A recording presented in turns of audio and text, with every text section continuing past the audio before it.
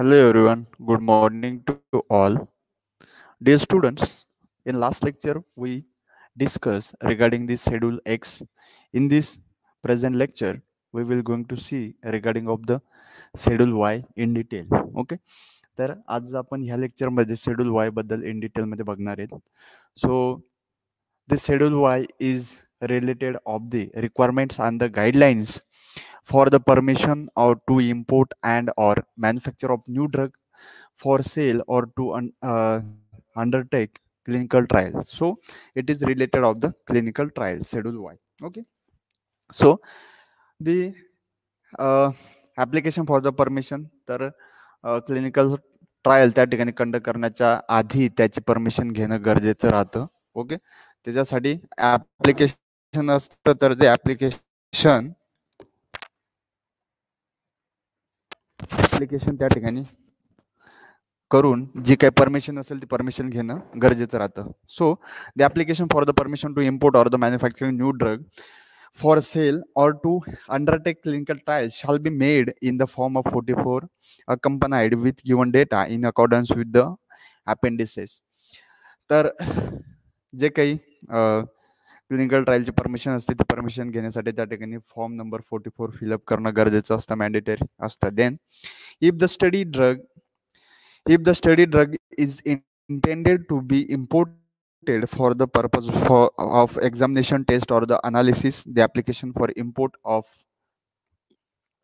small quantities of drug for such a purpose should also be made in the form 12. जर समजा एखादं clinical trial साठी drug आपल्याला import करायचे तर तो फॉर्म आपल्याला सेपरेटली त्या ठिकाणी फॉर्म नंबर 12 मध्ये फिलअप करणं गरजेचं असतं.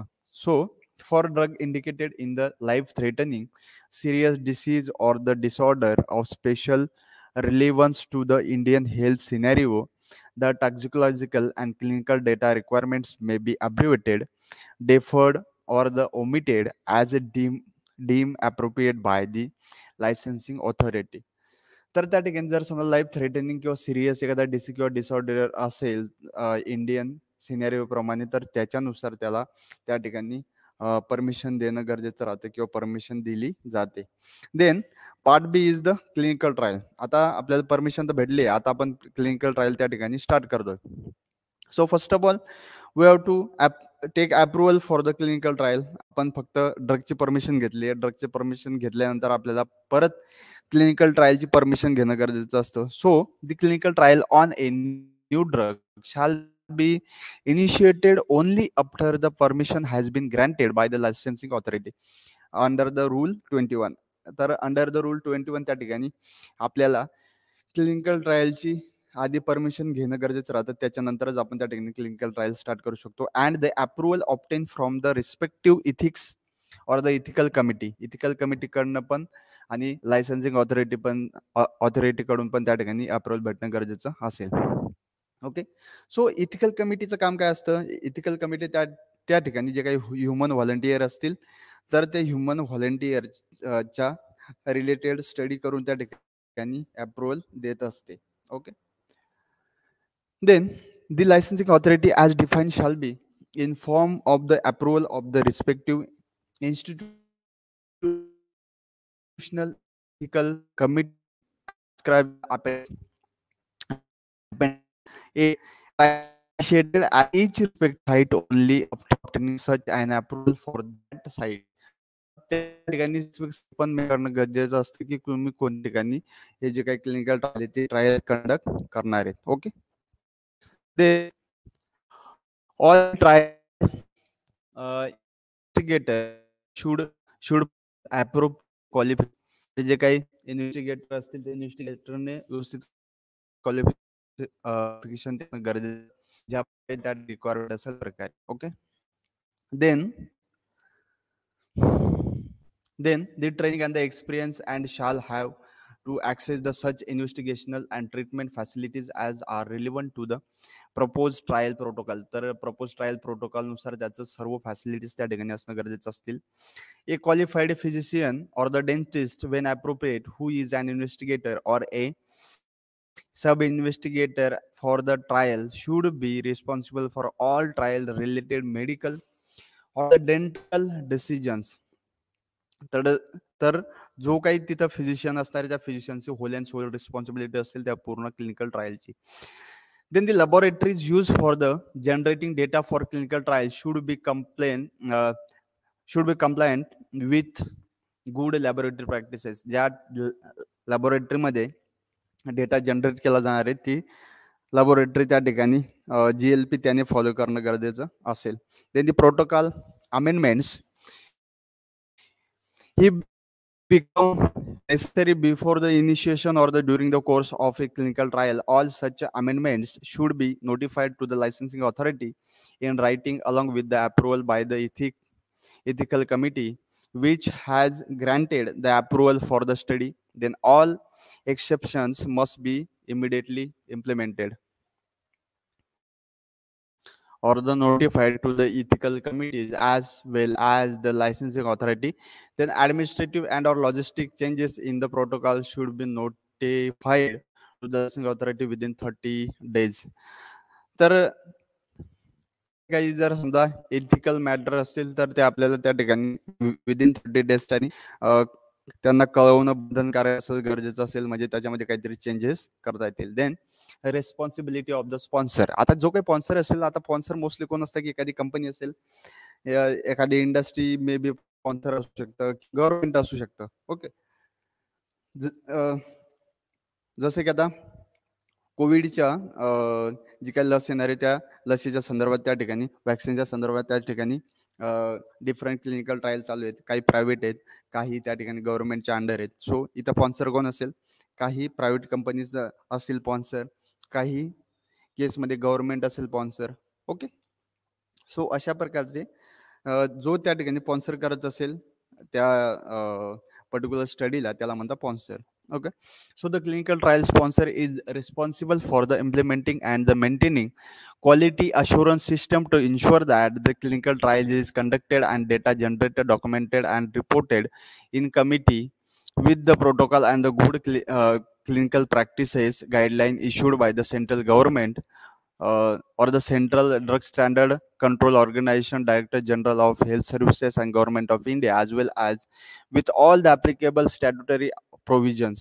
तर त्या ठिकाणी जो काही स्पॉन्सर असेल त्या स्पॉन्सरची ती रिस्पॉन्सिबिलिटी असेल की त्या स्पॉन्सरने जे काही डॉक्युमेंट जनरेट होणार आहे त्याची क्वालिटी मेंटेन करणं गरजेचं असेल आणि जे काही GLP प्रॅक्टिसेस असतील किंवा CDSCOच्या ज्या काही गाईडलाईन असतील किंवा गव्हर्नमेंट ऑफ इंडियाच्या गाईडलाईन असतील किंवा अदर अजून काही स्टॅट्युटरी बॉडीच्या गाईडलाईन्स असतील, प्रोव्हिजन्स असतील, ते फॉलो करणं गरजेचं असेल, मॅन्डेटरी असेल. Okay, then the sponsor are required to submit a status report on the clinical trial to the licensing authority at the prescribed periodicity.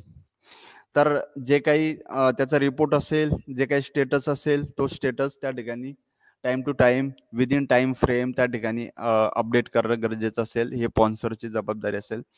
And in case of the studies prematurely discontinued for any reason including lack of commercial interest in the pursuing the new drug application, a summary report should be submitted within 3 months.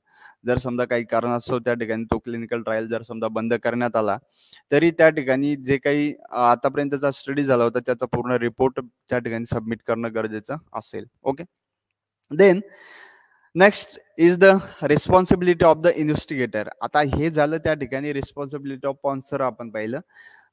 जो काही sponsor असेल त्याची responsibility काय असते. आता आपल्याला बघायचं responsibility of the investigator. जो इन्व्हेस्टिगेशन करणार आहे म्हणजे त्या ठिकाणी इन्व्हेस्टिगेटिंग ऑफिसर असतील, लाईक सर्जन असतील किंवा फिजिशियन असतील और anything else.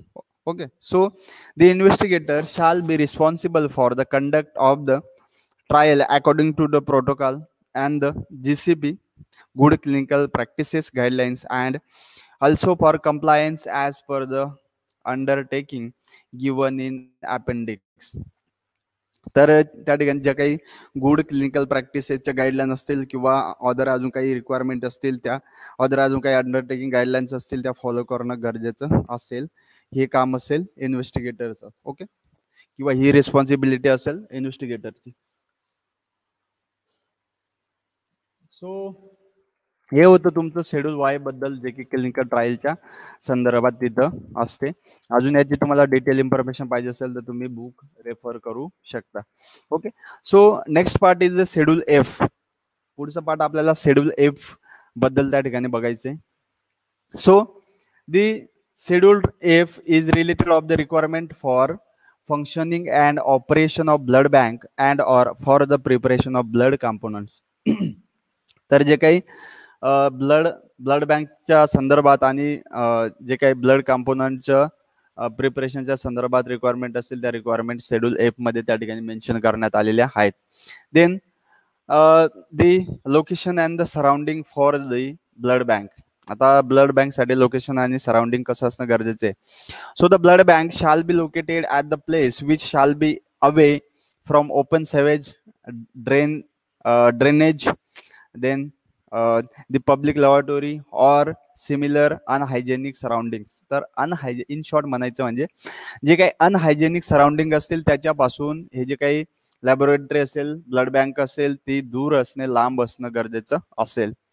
Then in case of the building, so building used for operation of a blood bank and or for preparation of blood component shall be constructed in such a manner so as to permit the operation of the blood bank and preparation of blood component under hygienic condition and shall avoid the entry of insect, rodents and flies. तर त्या ठिकाणी कोणत्या प्रकारचे insect, रोडेन्स, flies येणार नाही आणि ते hygienic condition मध्ये मेंटेन करता येईल अशा प्रकारची पूर्ण काळजी घेणं गरजेचं असेल. Then it shall be well lighted, ventilated and screened mesh whether necessary, whenever necessary. जर समजा नेसेसरी असेल तर मेश पण असणं गरजेचं असेल, लाइटेड असणं, व्हेंटिलेटेड असणं मॅन्डेटरी असेल. Then walls and floor of the room where the collection of the blood or the preparation of the blood component or the blood product is carried out shall be smooth, washable and capable of being kept clean. तर ज्या ठिकाणी ब्लडचं collection केलं जाणार आहे असे जे काही rooms असतील त्या रूम्स वॉशेबल, स्मूथ असणं गरजेचं असेल आणि ते आपल्याला नेहमी क्लीन करणं गरजेचं असणार आहे. Then drain shall be adequate size and where connected directly to sewer shall be equip with the taps to prevent back siphonage. तर बॅक फ्लो व्हायला नको ड्रेनेजचा, त्याच्यासाठी आपल्याला तिथं व्यवस्थित प्रकारे टॅपिंग सिस्टम किंवा वॉल्स फिट करणं गरजेचं असेल. Then health clothing and sanitisation of the staff. तर जे काही एम्प्लॉईज असतील, जे काही स्टाफ्स असतील, त्यांचे जे काही क्लोथिंग असेल ते क्लोथिंग कंटॅमिनियस सबस्टन्सेस फ्री असणं गरजेचं असेल आणि ते वेल क्लीन असणं गरजेचं असेल. ओके, ते सर्व ओव्हरऑल पॅक असणं गरजेचं असणार आहे with gloves, then overhead caps and likewise or we can say the footwears likewise. Okay, so there shall be adequate, clean and convenient hand washing and the toilet facilities are there. तर या सर्व facilities असणं गरजेचं असेल. Then accommodation for a blood bank. So a blood bank shall have an area of the 100 square meter for its operation and an additional area of the 50 square meter for the preparation of blood component should be there. So the personnel, every blood bank shall have a whole time competent staff. तर त्या ठिकाणी पूर्ण प्रमाणात staff असणं त्या ठिकाणी गरजेचं असेल. Then maintenance of the blood bank. So the premises shall be maintained in a clean and proper manner to ensure adequate cleaning and maintenance of proper operation. Okay. Then next part is the equipments.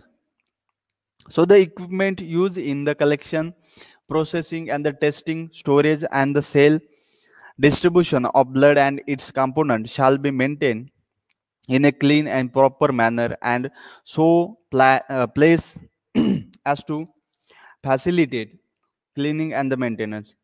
So the equipment shall be observed, standardized and calibrated on a regulatory schedule basis as describe in the standard operating procedure. तर standard operating procedure प्रमाणे जे काही equipment असतील ते equipments व्यवस्थित त्या ठिकाणी ठेवणं गरजेचं असेल. Then supplies and the reagents. So all the supplies and the reagents should in collection, processing, compatibility testing, storage, and the distribution of the blood and the components shall be stored at proper temperature in a safe and hygienic place in a proper manner.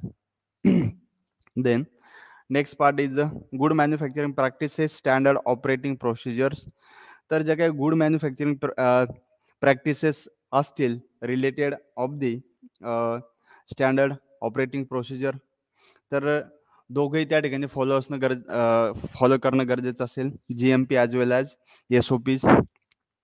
So the written standard operating procedure shall be maintained and shall include all steps to be followed in the collection, processing, compatibility testing, storage, and sale or the distribution of the blood and or preparation of the blood component for homogeneous transfusion, then autologous transfusion and the further manufacturing purposes. तर ज्या काही सर्व process त्या ठिकाणी होणार आहे त्याच्या GMP as वेल as SOPs असणं गरजेचं असेल आणि त्या फॉलो होणं बंधनकारक असतील.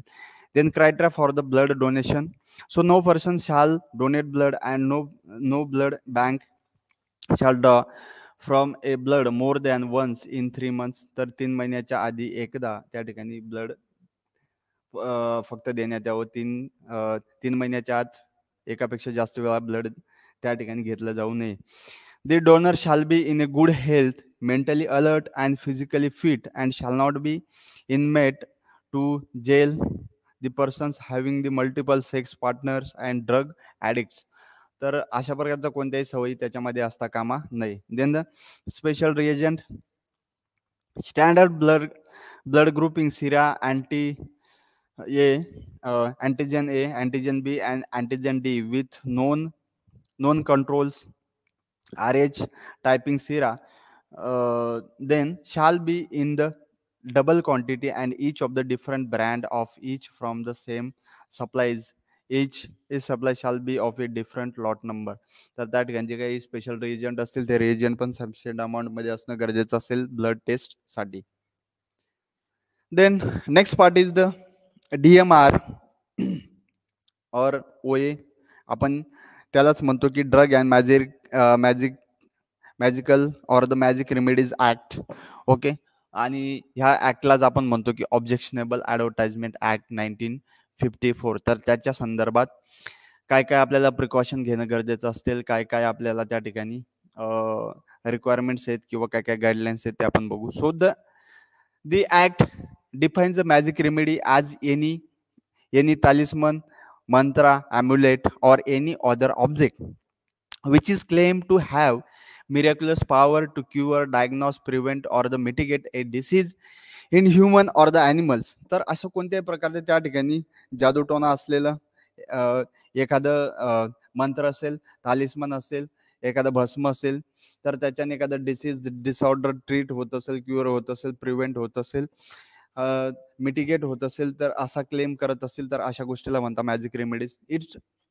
It also includes such devices that are claimed to have power to influence structure or the function of an organ in human or the animals. किंवा असं एखादा म्हणजे डिव्हाइस असू शकते ज्या डिव्हाइसने एखाद्या ह्युमन मध्ये किंवा अॅनिमल मध्ये एखादा ऑर्गनचं स्ट्रक्चर चेंज होऊ शकतं. ठीक आहे. अशा सर्व गोष्टी त्या ठिकाणी मॅजिक रेमेडीज मध्ये कव्हर अप करण्यात आलेल्या आहेत. So the law prohibits advertisement of drug and the magic remedies for. आता हे लॉ त्या ठिकाणी कोणत्या प्रकारच्या ॲडव्हर्टाइजमेंट प्रोहिबिट करतं, ड्रग किंवा रेमेडीज प्रोहिबिट करतं ते आपण बघू. So inducing miscarriage or the preventing conception in women. जर समजा वुमेन मध्ये एखादं डिव्हाइस किंवा आपण म्हणू शकतो की एखादं मॅजिक रेमेडी त्या ठिकाणी मिसकॅरेज जर समजा इंड्यूस करत असेल तर असं आपण त्या ठिकाणी लॉच्या अंडर प्रोहिबिट करण्यात आलंय. Then improving or the maintaining the capacity for the sexual pleasure. तर सेक्शुअल प्लेजरच्या रिलेटेड जर समजा काही एखादं क्लेम करत असेल तर ते पण त्या ठिकाणी मॅजिक रेमेडीच्या अंडर प्रोहिबिट करण्यात आलेलं आहे. Okay, then the correction or the correction of the menstrual disorder.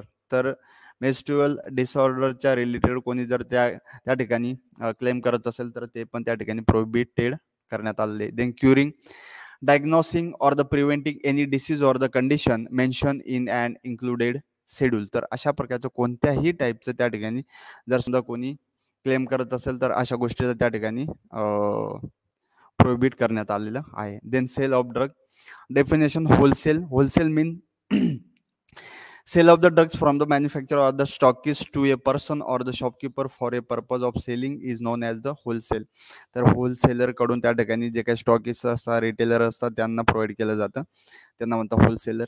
Then retail seller हे जे काही स्टॉकिस्ट असतील किंवा होलसेलर असतील त्यांच्याकडनं जो काही माल लागणार असेल तो घेत असतील त्याला म्हणतात रिटेलर, म्हणजे रिटेलमध्ये त्याची विक्री करत असेल. Then sale of the drug under the licence. So drug and cosmetic act and the rule made there under restrict the sale of drug only by the license, that is only licensed person are eligible to sell the drug by the wholesale or the retail and to compound or the dispense of the drug. So हे होतं सेलच्या संदर्भात. तर ज्याच्याकडं सेलिंगचं licence असेल तोच व्यक्ती त्या ठिकाणी ड्रगचं सेलिंग करू शकतो, असा कोणताही व्यक्ती त्या ठिकाणी सेलिंग करू शकत नाही. सो डिअर स्टुडंट, हे होतं तुमचं शेड्यूलच्या संदर्भात. अजून काही थोडासा एखादा शेड्यूलचा पार्ट त्या ठिकाणी आपल्याला रिमेनिंग राहिला असेल तो आपण नेक्स्ट लेक्चरमध्ये घेऊ किंवा बघू. Okay, so thank you so much for being here. Prepare well and good of this topic. Okay, so thank you.